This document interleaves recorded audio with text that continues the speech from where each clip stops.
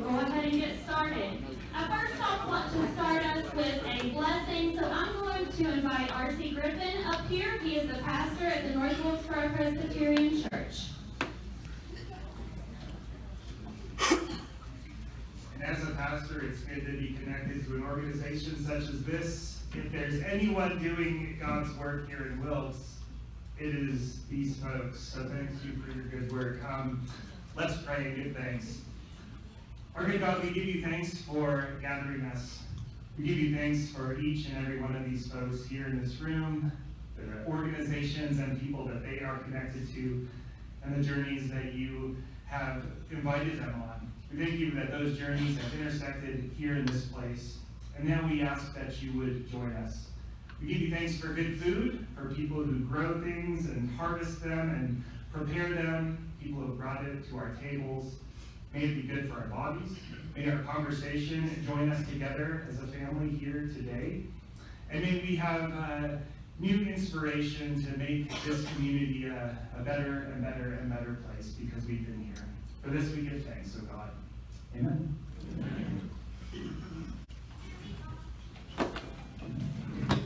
Thank you, R.C. And so I just want to take a minute to welcome everyone. I would like to acknowledge the staff that we have here today. So if you guys do not mind, stand up, wave. They're all over the place, so I'm not sure that you will see everyone, but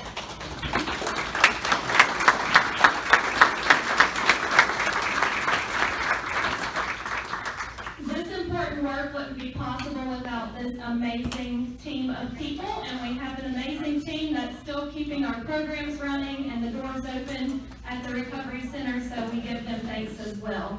I would also like to recognize our board of directors. If you are in the room, stand up wherever you are. We'll give you a round of applause.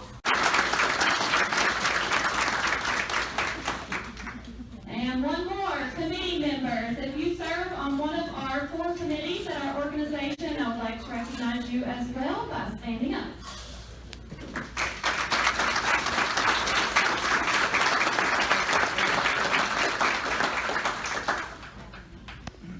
Perfect. And thank you all for being here and taking time out of your day to come hear about this important work and the work of our organization for this annual event. So to start us off, I'm going to turn it over to Jeff Walker to introduce our speakers. So I'm going to turn it over to him. He is our programs director and my right hand and the person that all this wouldn't happen without him. So I'm going to turn it over to you.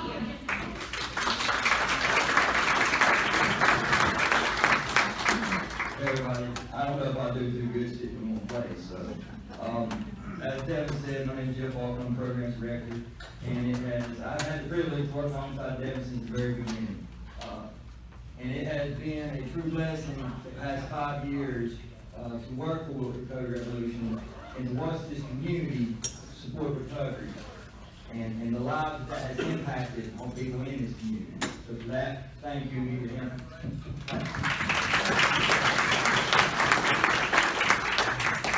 We say in recovery that the people closest to the problem are also closest to the solution, right? And so what that means is people live experience substance disorder and mental health challenges, have that lived experience, and can better support those that are struggling, right? And I say that to say this, is today, y'all taking the time out of your day and to share this space with us, y'all are being part of the solution. So we're forever so grateful for that.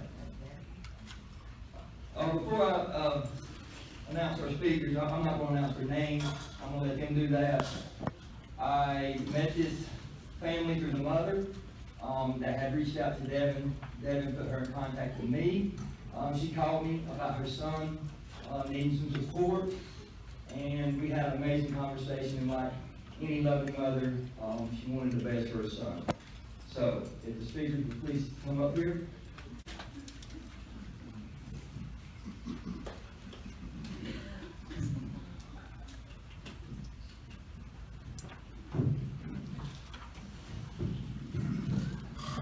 Hey guys, my name is Matt.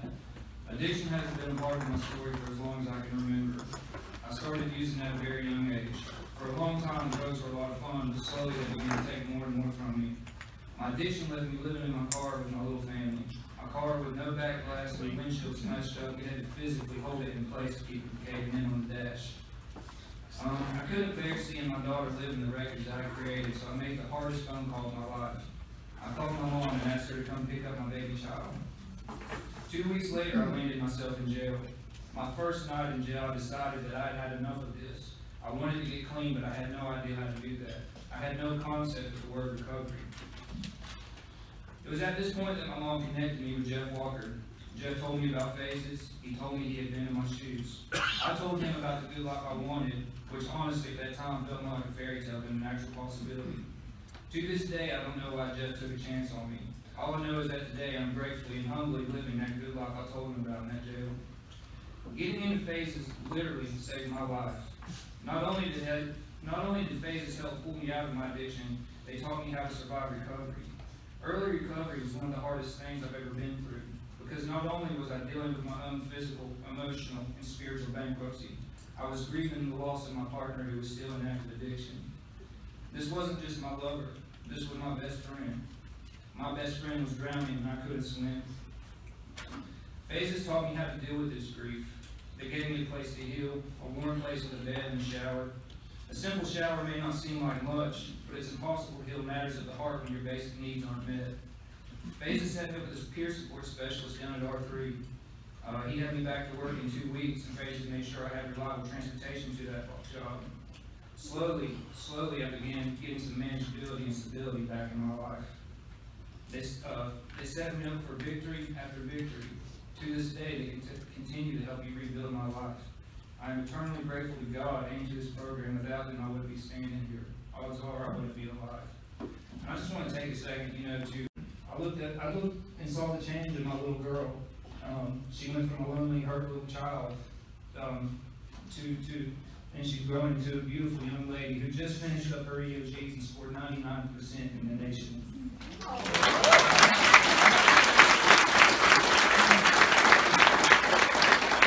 And of course, I look at my fiance and I see how strong she's become, how bright she shines. And so as I was laying here thinking about these things, I couldn't help but think, where would I be had Devin Lyle decided to recover in silence? Where would I be without Jeff Walker and Short Goforth, who taught me that a man could recover and be a good husband and father? Where would I be without this community of support?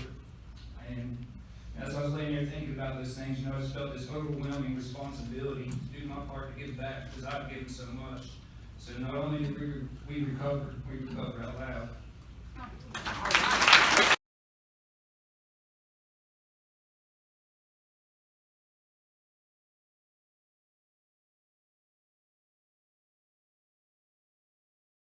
Hello everyone, I'm Tiffany Mack, and I just feel so honored to be here and speak with you all today for a few minutes. So thank you for allowing me to share today. A few things about myself. I am originally from New Jersey. I have 3 amazing kids. 2 are grown, and we have 9-year-old Morgan, who is here with us all today. I am a veteran in the United States Air Force, and I spent 20 plus years addicted to different substances. I used as a way to escape all the trauma and neglect and abuse that I faced growing up. And during those using years, I literally lost everything. In later addiction, me and Matt, while we were out there using, we were living out of our car, like he said, with Morgan. And thankfully, his mother and stepfather came and got her. Now, of course, I knew that was in the best interest of her. But it was so hard, and I was fighting inside to give her up because, I had to admit defeat. I had to admit that I was not a good mother. And it was hard, and, I already lacked self-worth and self-love, and that took the rest of it.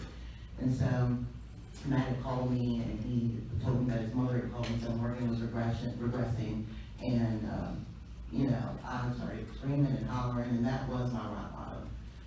I called Sherry, thank God, they were there and supported me, and she came and got me, and I said, I'm ready to get clean. I didn't know anything about recovery. Literally, I needed to go to detox and rehab. And other than that, I was clueless. So, thank God, when I was in detox, a peer support came from R3. And they sat with me and told me all the resources they provided. And all I heard was a safe place, because there was a waiting list to get into rehab, and I was like, what am I going to do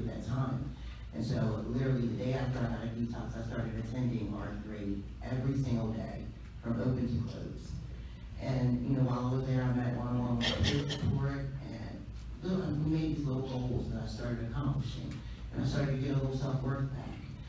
You know, I got my veterans benefits, they signed me up for free classes, they provided me with housing resources, and, you know, it started as a safe place to keep me away from triggers, from old people, places, and things.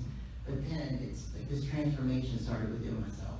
And I was seeing this community of people, these employees that were recovering addicts, and they were living sustainable lives and being productive members of society. You know, they were, you know, meeting peers where they were, and offering encouragement and acceptance, and I wanted everything that they had.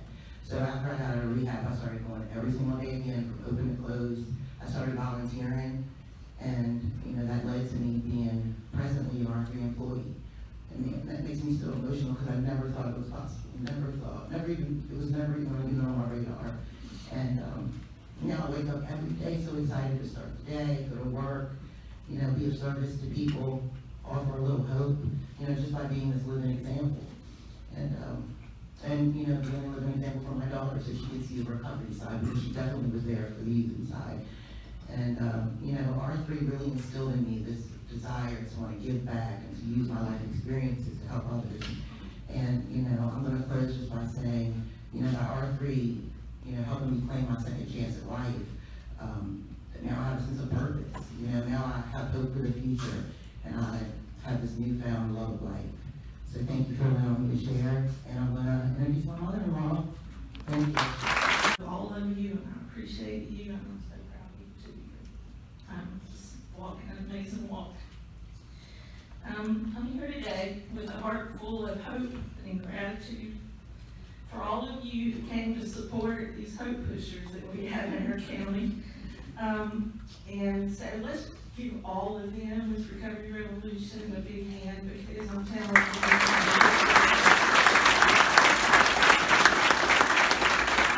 I hope I stand here because I'm not someone who has openly shared my story either.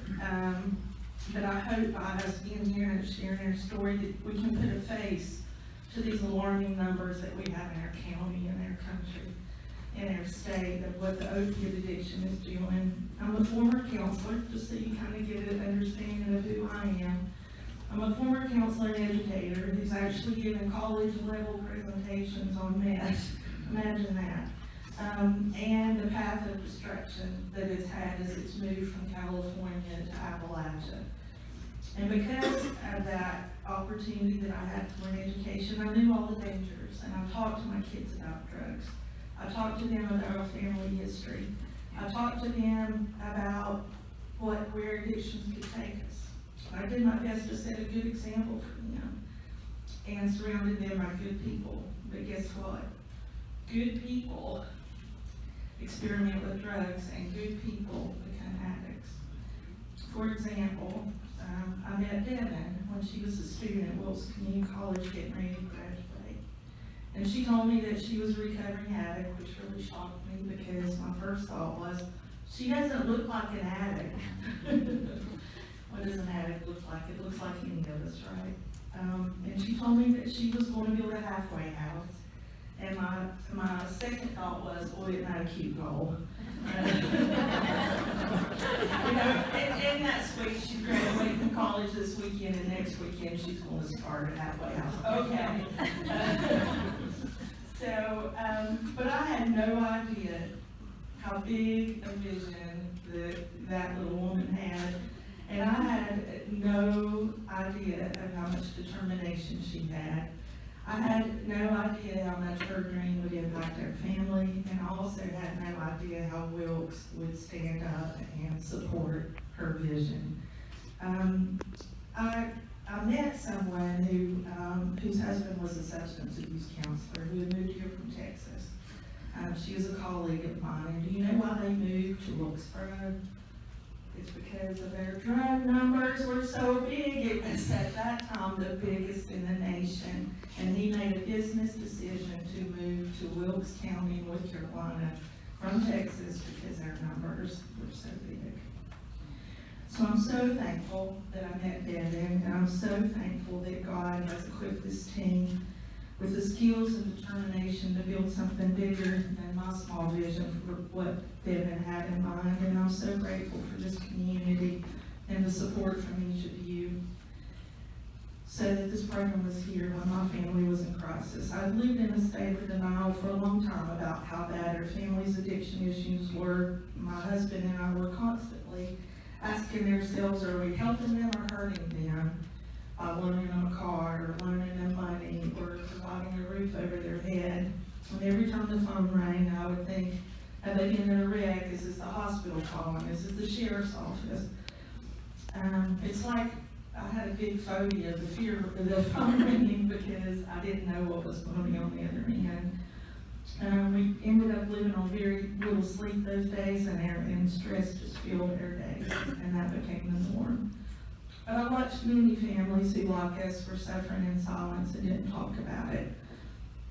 But one day I made up my mind I had to do something different, and that was because I saw a post from a friend of mine in high school, and he was a football star. He was an important person in the community. He was someone everybody looked up to, and he had just lost his son to addiction.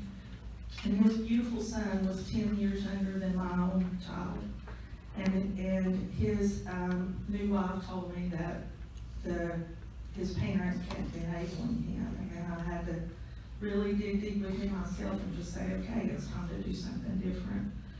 So I reached out to a friend of mine who's a licensed substance abuse counselor, and she reminded me of this.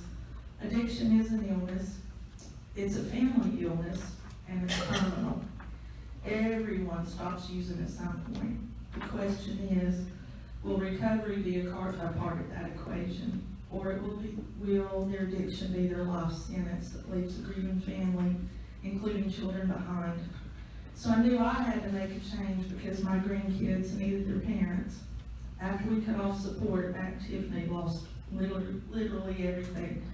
I so wish I'd taken a picture of that car they were describing, because you just wouldn't believe what they were actually living in. But anyhow, it's the hardest thing I ever did, watching my kids be homeless.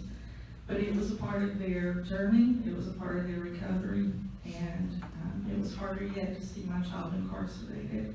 But God had big plans for him, and that was a part of a divine plan that at that point I couldn't see. So I reached out to Devin, as I had before, and said, a couple of times I've been like, I think I could get Tiffany to come, will you talk to her? But they weren't ready, but this time they were. So I reached out to Devin, and she got me in touch with Jeff. And he shared a little hope with me. It was the first time I'd had hope for a long time. And he was willing to do an intake interview with Matt when Matt was incarcerated. So we did a 3-way jail video. And I just saw a magical connection take place. Jeff could relate to Matt in a way that I couldn't. And I saw Matt be honest for the first time in I don't know how long. Honest about what was going on in his life, honest about what he wanted for his life. And for the first time in a decade, I had hope. Matt entered phases with little left in earthly possessions or pride, but through his connections with him, he started building both back. He's got hope for a better future for the first time in literally years. And I'll tell you, it's so beautiful to hear him laugh, because he's genuinely happy, not because of any substance that he's taken. It's beautiful seeing him and Tiffany's interactions for each other and Morgan, and for the first time in a long time, they have hope and dreams, and they're thinking about more than just going to drugs to get through the day.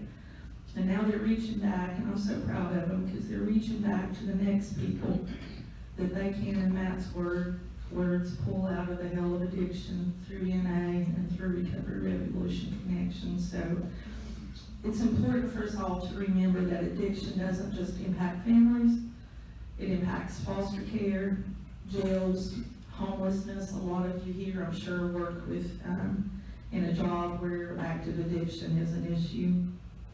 It impacts violence, poverty, schools, and productivity at work. It threatens the very fabric of our community, because communities are made of families.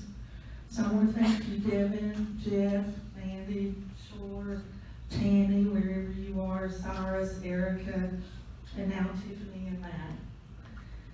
for standing in the gap to help others until they can find the hope of recovery and a new life.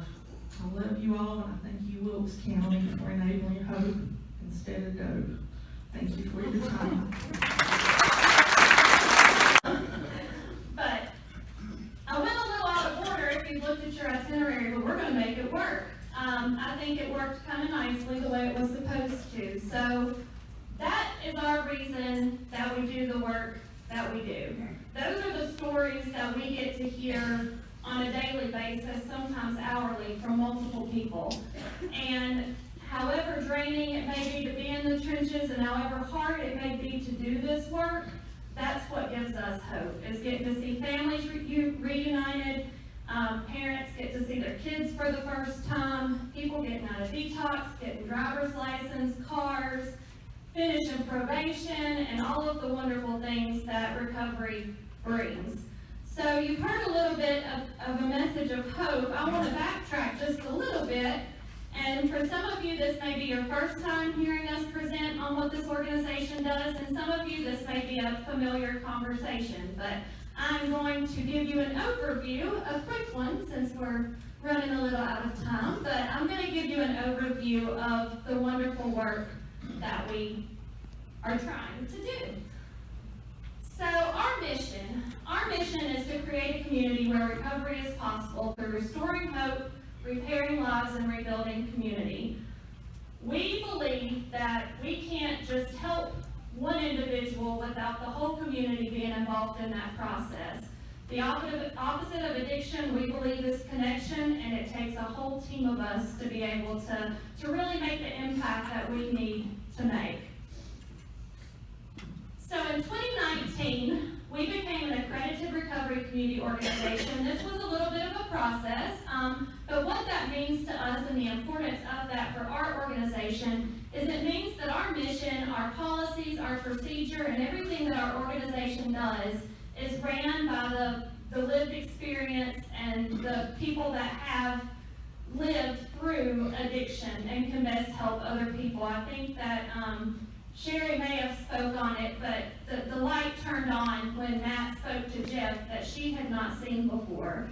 And that's what we see happen when people with lived experience get to connect with someone who may not have heard about recovery before, and it's a lot easier for them to relate to somebody that has been there. So we are accountable to our accreditation body there in Washington, D.C., and we continue to analyze policies and procedures and make sure that everything we do is aligning with the mission that we are working to accomplish here.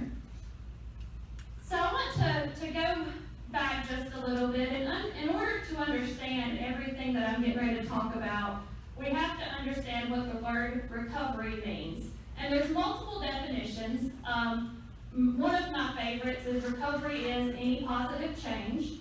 You're in recovery when you say you are, and then you've got SAMHSA's definition up here on the screen, and I do not have it memorized or in front of me. My podium needs to be forward a little bit, but you see that there is a definition by SAMHSA, which is recovery is improving health and wellness and being able to live a self-directed life, whatever that may look like for an individual. So that is the definition that we use, and we do believe that everybody's recovery journey looks different and that you are in recovery when you say you are. So these are all of our programs. We currently went from having that one transitional house that Sherry spoke about, which was a very big dream for me. It might not seem like so now, but that was something I wasn't sure if that was going to work. And so we've grown from having phases transitional housing to having 8 unique programs. Each of these programs came from the voices of those we were serving. It came from coalition work. It came from working with all of our partners and addressing what gaps there are in our services and what needed to be done. And then we worked to try and bridge those barriers and bring the services that were needed to Wilkes County. So we started with phases. Phases started with 1 female house, and it has grown to 3 facilities. We keep about 60 people on a waiting list, which is horrible. I'm not saying that to brag, because those people need beds just like everybody else. But we keep a waiting list now, and we're working on expanding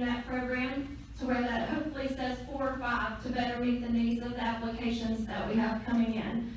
But when people get to us out of treatment, detox, incarceration, whatever the situation may be, as long as they meet criteria to live in a community living setting, then we are able to accept them and let them start on their journey to recovery. We offer full transportation services to everybody that's in that program, because we learned really quickly that transportation was a barrier locally, and that if we wanted to get people to work and get people to support groups and doctor's appointments and counseling and everything that they needed, that we were going to have to offer it ourselves. So they get transportation, they get furnished living space, we do drug screening, we do their peer supports, which live on site. We also have peer supports that come in and do rounds and check in on people, and we help them get to work, and we help them hopefully sustain employment and bridge whatever barriers they have individually to try and rebuild their life. So again, I'm going to take this microphone off. I'm not able to stand here. So this was just a little bit of the data from phases last year. We had 88 total participants served. The longest length of stay has been 845 days. And then you see a variation. And all of this information is in your packet, so I'm not going to stand here and read off the screen. But you see the pictures of Thanksgiving, Christmas. Got Cyrus and AJ working on their GED down there in the corner. And just some awesome pictures. The one in the top right is our transitional house, the first one that we started with that Mr. Cam Finley donated. So after that came Hope Warriors. We realized that we were not meeting the need with just the few people we could house in transitional housing. We were having people like Sherry and people reach out all the time saying, "Support, how can you support me? What can we do?" Maybe they don't need transitional housing, but they need other means of support. So we started, we called ourselves kind of Hope Warriors, and so it stuck. And so this program serves as a catalyst for change. We do advocacy, outreach, education, and trainings, and we hopefully are putting faces and voices like you heard today to individuals in recovery so that the world knows that people do recover. These are some of the trainings. Again, I'm not going to go through everything, but we offer Recovery Coach Academy. That's for any business owner, pastor, anyone that wants to have the skills to be able to support someone as a community member can take this training. All of our trainings are free of charge. If you go online, a lot of places charge a lot of money for these. We want to train as many people as we can, so we do not. We do a Language Matters class, which we take into businesses, we take it into churches, where whoever needs it, and that's to help combat the stigma of addiction. And then we have Recovery Coaching, a harm reduction pathway to train people to be able to support people in reducing the harms that substance use causes. After that came the Recovery Center, and I think Tiffany spoke on it because that was a huge part of her story. We opened the Recovery Center in the midst of a global pandemic and remained open, which was a blessing. We opened it in the middle of West Park, which is a medical-based facility, which we think is pretty cool because we think that this should be looked at just like any other illness, and that there should be a solution for it where there's solutions for other health problems. So it's at 1907 West Park Drive. We're open 9 to 5. And we offer a variety of services through there. All of our services are free. Again, we have peer support specialists who sit down and help people go through goals, go through what the gaps are, what do we need to do, what are the most important things. We have community navigation, so making referrals if it's something that we don't help with, housing assistance, wellness education. We have yoga on Saturdays, which is community yoga. We offer nutritional classes. We have safe spaces, which is what Tiffany spoke about. So sometimes people just need a place to be where they know there are other people in recovery and they know that they will not be triggered and that they have a safe space. So our safe spaces serve a variety of things. It also serves as a resource for our homeless population in Wilkes during the day until they return to the shelter. We have pro-social events and employment assistance. Again, some numbers. 354 RDP participants, which is the data platform that we use. We offered 169 support groups, 155 activities, 907 recovery coaching sessions. Interactions are things like phone calls or assisting people like Sherry who may not get all of their information in our computer system, but we did help them with some things, so that's what the interaction numbers are. And again, that was in the midst of COVID, so that was pretty awesome. We also offer harm reduction services, and so if you guys haven't heard of harm reduction is anything that reduces harm for people. So you might put on your seatbelt, that's a form of harm reduction for you. You may put on sunscreen to avoid getting sunburn. Well, for people who use drugs, that may look like distributing Narcan and making sure naloxone kits are in the community, providing safer use supplies so that they're not acquiring Hep C or other contractual illnesses. We also give out safe sex supplies and different things, anything that we can offer to reduce harms.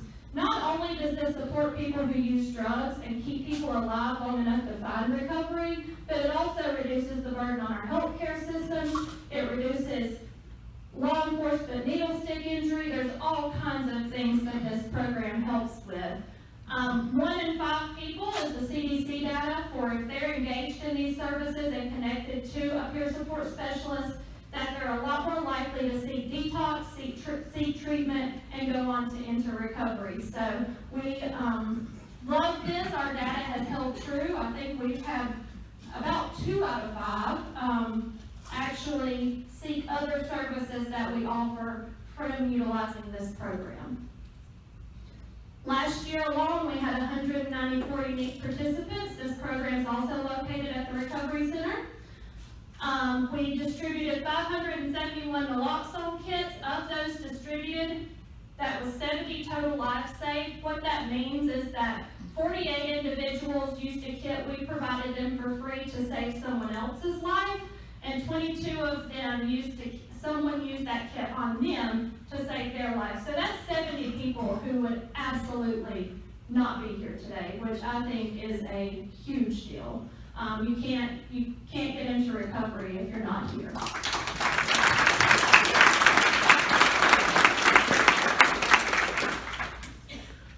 This is just one of my favorite slides. We hear a lot about naloxone as enabling drug use. I can promise you that no drug addict wants to be hit with Narcan because they instantly get sick. So no one is using understanding that Narcan is going to be there to save them because you are miserable. No one wants to go through that, but I am glad that we have it to save lives when it's needed. Project HOW, Healing Our Workforce, is a grant-funded effort to bridge barriers to employment and educational needs.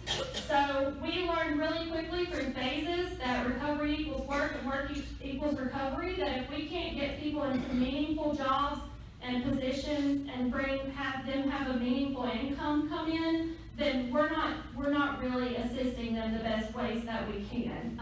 It takes money to live and rebuild. So this also offers crisis assistance. We got $90,000 awarded for dental care. We continue to hear over and over that people didn't feel safe going into interviews and that people didn't feel comfortable doing customer service jobs because of their oral health, and we know that addiction takes a toll on oral health, so we looked for some funding that would support that and tried to bridge that barrier there. I'm not going to go through all of these numbers again. We've gotten 82 people have received certifications, free certifications. So that's things like welding or other certifications that Wilkes Community College offers. So they've pretty much upskilled while participating in this program.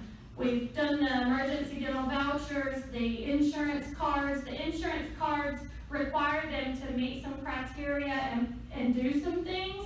But if they do, then they can have up to $5,000 worth of dental care, which may be a new set of dentures or something that they desperately need.